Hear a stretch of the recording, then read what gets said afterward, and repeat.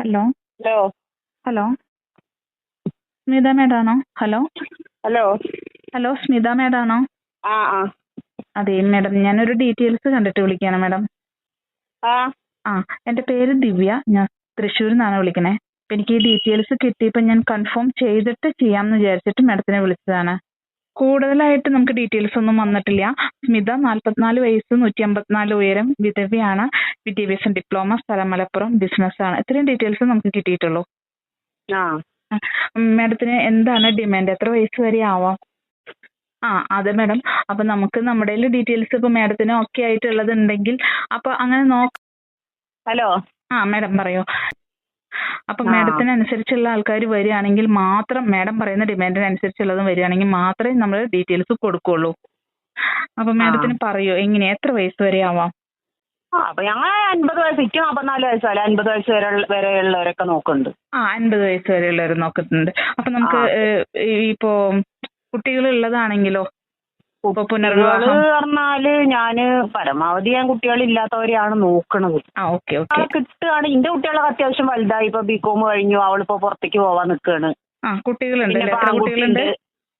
ഒരാണൊരു പെണ്ണുണ്ട്. Okay. അവര് എന്തിനു പഠിക്കുകയാണോ? പോവും. അവള് പുറത്തേക്ക് പോകാൻ വേണ്ടിയൊക്കെ ഞാൻ എല്ലാ കാര്യങ്ങളും റെഡിയാക്കി. പിന്നെ ഈ ചെക്കനാണ്, അവൻ ഇപ്പൊ +2ക്കാണ്. അപ്പൊ മിക്കവാറും പോള് പോയാൽ അവനും പോവും. ഓക്കെ. ഞാൻ അങ്ങനെ ഒരു കൂട്ടെന്ന് മാത്രമേ പറഞ്ഞു. ഇനി ചെന്നിട്ട് ഇനി പിന്നെ 2 കുട്ടികളെ നോക്കി, ഇനിയിപ്പോ നമ്മളെ ഏജ് ഇപ്പൊ എത്രയായതല്ലേ.